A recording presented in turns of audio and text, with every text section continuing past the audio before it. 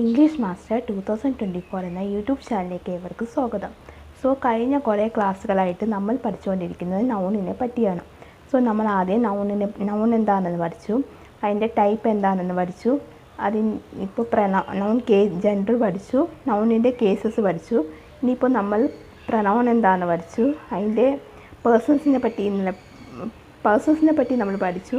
ഇനിയിപ്പോൾ നമ്മൾ അടുത്ത് പഠിക്കാൻ പോകുന്നത് അതിൻ്റെ ടൈപ്പാണ്. നൗൺ എത്ര തരം ടൈപ്പുകളുണ്ട് എന്നതിനെ പറ്റിയാണ് നമ്മൾ ഇന്നത്തെ ക്ലാസ്സിൽ പഠിക്കാൻ പോകുന്നത്. നമുക്ക് ഒട്ടും ലേറ്റാക്കാതെ തന്നെ വേഗം തന്നെ ക്ലാസ്സിലേക്ക് പോവാം. ഇന്ന് നമ്മൾ നോക്കാൻ പോകുന്നത് ടൈപ്പ് ഓഫ് നൗൺ ആണ്. ഓക്കെ, അപ്പോൾ നമുക്ക് നോക്കാം ഇവിടെ ഏത് ടൈപ്പ് ഓഫ് നൗൺ ഉണ്ട്. 7 ടൈപ്പ് ഓഫ് നൗൺ ആണ് ഉള്ളത്. നമുക്ക് നോക്കാം. ആദ്യമായിട്ട് വരുന്ന ഇൻ്റഗ്രേറ്റീവ് പ്രനൗൺ എന്ന് വെച്ചാൽ when the relative pronouns are used to ask question they are called interrogative pronoun. എന്ന് വെച്ചാൽ when the relative pronounൻ്റെ അവർ വന്നിട്ട് ക്വസ്റ്റ്യൻസ് പോലെ ചോദിക്കും, അതിനെയാണ് നമ്മൾ ഇൻ്റർഗ്രേറ്റീവ് പ്രനൗൺ എന്ന് പറയുന്നത്. ക്വസ്റ്റ്യൻസ് പോലെ ചോദിക്കുന്നതാണ് നമ്മൾ ഇൻ്റർഗ്രേറ്റീവ് പ്രനൗൺ എന്ന് പറയുന്നത്.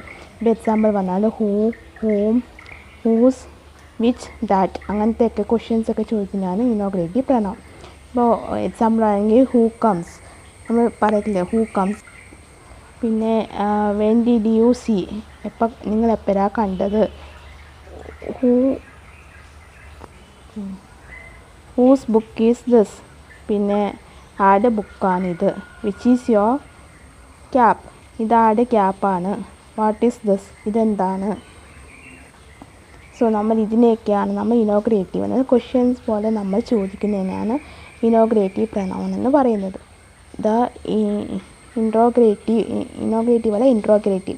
Interrogative pronoun who has different form are called different cases. അതിനൊരു ഡിഫറെൻറ്റ് കേസസ് ഉണ്ട് ഇനോഗ്രേറ്റീവിന്. എന്ന് വെച്ചാൽ നോമിനേറ്റീവ്, പൊസസീവ് ആൻഡ് അസോസിയേറ്റീവ് എന്ന് പറഞ്ഞ 3 കേസുണ്ട്. നോമിനേറ്റീവിൽ ഹൂ എന്ന് പറഞ്ഞിട്ടാണ് കൂടുതലും ഇത് വരിക. പൊസസീവിൽ ഊസ് വരും, അക്യൂസേറ്റീവിൽ ഹൂം വരും. ഇതാണ് ഇതിൻ്റെ ഒരു ഇതാണ് നമ്മൾ ഇൻട്രോഗ്രേറ്റീവ് പ്രനൗൺ എന്ന് പറയുന്നത്.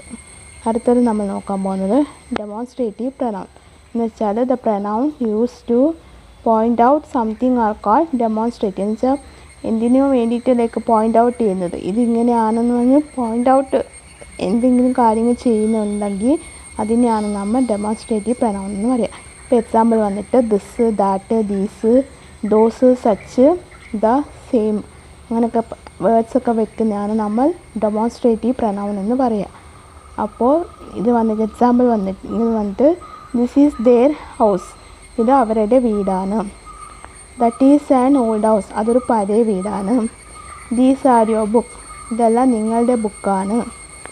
ദോസ് പീപ്പിൾ ആർ റിച്ച്, അവർ ഭയങ്കര റിച്ചാണ്. അതിനാണ് നമ്മൾ ഡെമോൺസ്ട്രേറ്റീവ് പ്രനൗൺ എന്ന് പറയുന്നത്. ഓക്കെ, ഇനി നമുക്ക് അടുത്ത് നോക്കാം relative pronoun. Relative pronoun relates to some nouns going before which is called accident. എന്ന് വെച്ചാൽ ഇത് പറയുന്നത് റിലേറ്റീവ് പ്രനൗൺ വന്നിട്ട് റിലേറ്റ് സമ്മൺ, നൗണിൻ്റെ റിലേറ്റീവ് എന്ന് വെച്ചാൽ അറിയാലോ റിലേഷൻ പോലെ, നൗണിൻ്റെ ഇതാണ് അവർ ഉദ്ദേശിക്കുന്നത്.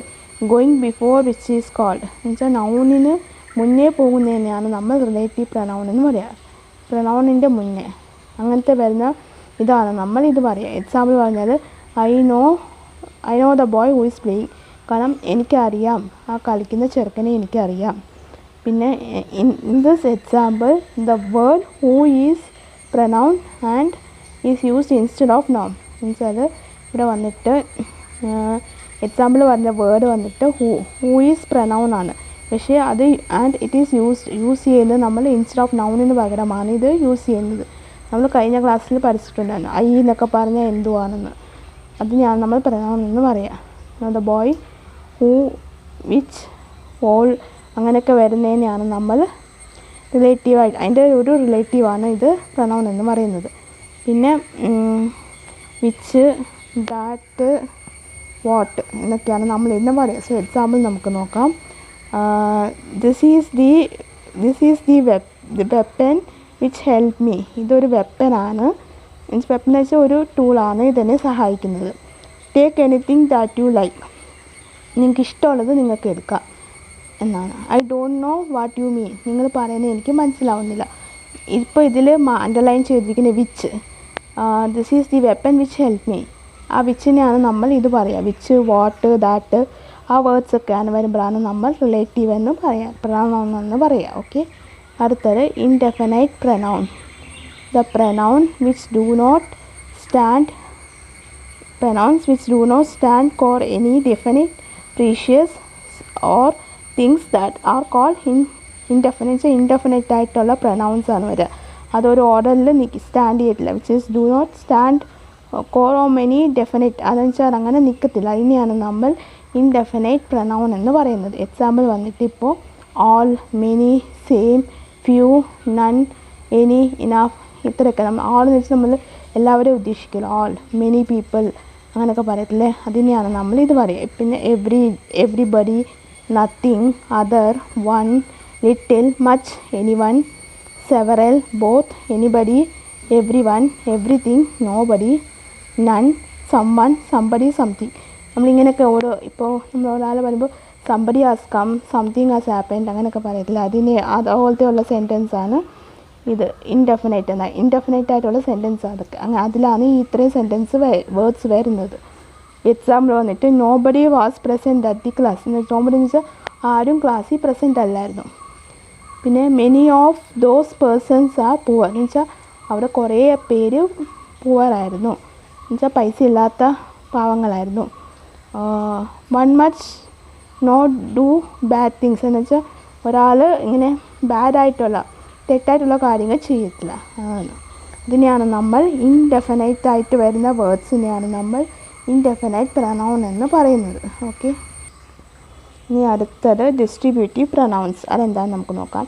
The pronouns which refer to a person or thing taken one at a time ആക്കുക. എന്ന് വെച്ചാൽ ഇത് ഉദ്ദേശിക്കുന്നത് പേഴ്സണെയോ അല്ലെങ്കിൽ ഏതെങ്കിലും വസ്തുവിനെയോ ആണ് ഇത് ഉദ്ദേശിക്കുന്നത്. അതിനെയാണ് നമ്മൾ അത് ഒരേ സമയത്ത് എടുക്കുന്നതിനെയാണ് നമ്മൾ ഡിസ്ട്രിബ്യൂട്ടീവ് പ്രനൗൺ എന്ന് പറയുന്നത്. ഇപ്പോൾ എക്സാമ്പിൾ വരുന്നത് ഈച്ച്, ഐദർ, നൈദർ. ഇപ്പം നമ്മൾ ഒരാൾ ഈച്ച് അതർ അല്ലെങ്കിൽ either you can do this അങ്ങനെയൊക്കെ നമ്മളോട് സെൻറ്റൻസ് വെച്ച് പറയത്തില്ല. അതുപോലെയാണ് നൈദർ യു ഡു ദാറ്റ് അങ്ങനെയൊക്കെ പറയത്തില്ല. ഇത് വെച്ചിട്ടാണ് നമ്മൾ ഡിസ്ട്രിബ്യൂട്ടീവ് പ്രനൗൺ എന്ന് പറയുക. എക്സാമ്പിൾ വന്നിട്ട് each book has a number എന്ന് വെച്ചാൽ എല്ലാ ബുക്കിലും നമ്പർ ഉണ്ട്. Either of you two can be distribute with the book. വീക്ക് എന്ന് വെച്ചാൽ രണ്ട് പേർക്കും ഏതെങ്കിലും ആർക്കെങ്കിലും രണ്ട് പേർക്കും ഇതുപോലെ ഡിസ്ട്രിബ്യൂട്ട് ചെയ്യുക. വീക്കിൽ എങ്ങനെ നമുക്ക് ഡിസ്ട്രിബ്യൂട്ട് ചെയ്യാം, എന്തുവാ ഇതാകേണ്ടതെന്ന് വെച്ചാൽ അങ്ങനെ ഡിസ്ട്രിബ്യൂട്ട് ചെയ്യുക. പിന്നെ neither pattern as shown improvement എന്ന് വെച്ചാൽ നൈദർ എന്ന് വെച്ചാൽ അല്ലെങ്കിൽ ഈ പാറ്റേൺ വന്നിട്ട് അത് ഇമ്പ്രൂവ്മെൻ്റ് ആയിട്ട് കാണിക്കുന്നുണ്ട്. അതിനെയൊക്കെയാണ് നമ്മൾ പറയുന്നത് ഡിസ്ട്രിബ്യൂട്ടീവ് പ്രനൗൺ. അടുത്തത് reflexive pronoun. When the action is done by the subject and the turns back up when the subject it is called reflexive pronoun. എന്ന് വെച്ചാൽ ഒരു ആക്ഷൻ എടുക്കുമ്പോഴത്തേക്കും സബ്ജക്റ്റ് ആണല്ലോ നമ്മുടെ സബ്ജക്റ്റ്. ഒരു ആക്ഷൻ എടുക്കുമ്പോഴത്തേക്കും സബ്ജക്റ്റ് ആയിട്ട് ഒരു ആക്ഷൻ എടുക്കുമ്പോഴത്തേക്കും ആൻഡ് പിന്നെ തിരിഞ്ഞ് ടേൺ ബാക്ക് എന്ന് വെച്ചാൽ പുറകിലേക്ക് ഇതാകുമ്പോഴത്തേക്കും അതിനെയാണ് നമ്മൾ റിഫ്ലെക്സീവ് പ്രനൗൺ എന്ന് പറയുക. സബ്ജക്റ്റിനെ ആണല്ലോ നമ്മൾ ഇതാക്കുന്നത്, ആക്ഷനായിട്ട് ഇതാക്കുന്നത്. സോ അതിനെയാണ് നമ്മൾ റിഫ്ലെക്സീവ് പ്രനൗൺ എന്ന് പറയാം. സോ അതിൻ്റെ എക്സാമ്പിൾ വന്നിട്ട് വി ബ്ലെയിം അവർസെൽവ്സ് എന്ന് വെച്ചാൽ ഞങ്ങൾ നമ്മളെ തന്നെ ബ്ലെയിം ചെയ്യാണ് നന്നായിട്ട് ഉദ്ദേശിക്കുന്നത്. ഓക്കെ. പിന്നെ വന്നിട്ട് emphatic pronoun. The pronoun which emphasize the noun or pronoun for which they stand are called emphatic pronoun. ഇതെന്താണെന്ന് വെച്ചാൽ പ്രനൗൺ വന്നിട്ട് വിച്ച് അത് എംബസൈസ് ചെയ്യുന്നതാണ്, നൗണിനെ എംബസൈസ് ചെയ്യുന്ന, നൗണിനോ അല്ലെങ്കിൽ പ്രനൗണിനെ എംബസൈസ് ചെയ്യുന്നതാണ്. ഫോർ വിച്ച് ദേ അവർ നിൽക്കുന്ന ഒരു സ്റ്റാൻഡ് അനുസരിച്ചിട്ട് അവരെ എംബസൈസ് ചെയ്യുന്നതാണ്. അതിനെയാണ് നമ്മൾ എംബസൈസ് പ്രനൗൺ എന്ന് പറയുക. Example I cook the food myself എന്ന് വെച്ചാൽ ഞാൻ സ്വന്തമായിട്ട് ഫുഡ് കുക്ക് ചെയ്തു.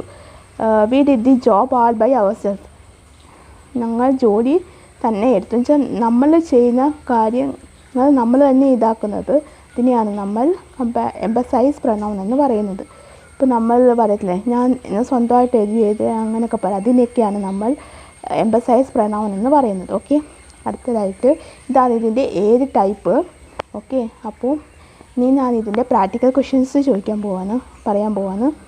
Identify the type of pronoun. നമ്മൾ ഇതിൻ്റെ ടൈപ്പ് ഓഫ് പ്രനൗൺ ഐഡൻറ്റിഫൈ ചെയ്യണം. I know the girl who is dancing.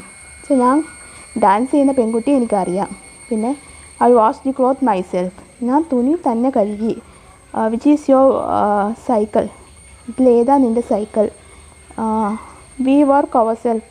ഞങ്ങൾ ഒന്നിച്ചാണ് വർക്ക് ചെയ്യുന്നത്. Those people are ഇന്നോസെൻറ്റ്.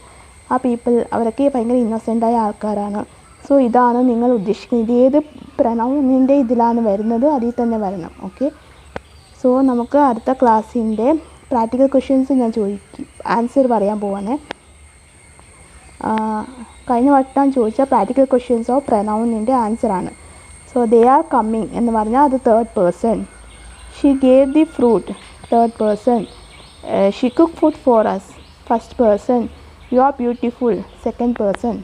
ഇതാണ് തേർഡും ഫസ്റ്റും സെക്കൻഡും. സോ നിങ്ങൾക്ക് ഇപ്പോൾ ഞാൻ പറഞ്ഞ ക്ലാസ്സിൽ എന്തെങ്കിലും ഡൗട്ടോ കാര്യങ്ങളോ ഉണ്ടെങ്കിൽ നിങ്ങൾക്ക് തീർച്ചയായിട്ടും കമൻറ്റ് ബോക്സിൽ ചോദിക്കാവുന്നതാണ് കേട്ടോ.